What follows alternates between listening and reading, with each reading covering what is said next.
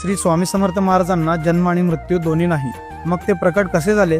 प्रकट दिनाचा हा इतिहास तुम्हाला माहित नसेल तर हा व्हिडिओ पूर्ण बघा. श्री स्वामी समर्थ महाराज हे आंध्र प्रदेशातील श्रीशैल जवळ असलेल्या कर्दळी वनातून प्रकट झाले. 1459 साली श्री नरसिंह सरस्वती स्वामी महाराज यांनी गाणगापुरास निर्गुण पादुका स्थापन केल्या व त्यानंतर श्रीशैल यात्रेचे निमित्त साधून ते कर्दळी वनात अदृश्य झाले. याच कर्दळी वनात सुमारे 300 ते 350 वर्ष महाराजांनी कठोर तपश्चर्या केली. या काळात मुंग्यांनी त्यांच्यावर वारुळ रचले. एक लाकूड तोडत असताना त्याची कुऱ्हाड ही या वारुळावर पडली आणि त्या वारुळातून रक्त वाहू लागले. बघता क्षणी त्या वारुळातून एक अजानुबाहू तेजस्वी मूर्ती प्रकट झाली आणि तेच होते अक्कलकोटचे श्री स्वामी समर्थ महाराज. त्याच दिवसाला आपण प्रकट दिन म्हणून साजरा करतो. नंतर काशी, प्रयाग असे भ्रमण करत ते उत्तरेकडून दक्षिणेत आले. 1856 मध्ये स्वामी समर्थ महाराजांनी अक्कलकोटमध्ये प्रवेश केला आणि सगळ्यात आधी ते याच खंडोबा मंदिरमध्ये थांबले होते. स्वामींनी 22 वर्ष अक्कलकोटमध्ये वास्तव्य केले आणि अक्कलकोट हे तीर्थक्षेत्र झाले. अक्कलकोट ही एक अशी जागा आहे जिथे स्वामींनी आपली साधना केली, भक्तांना आशीर्वाद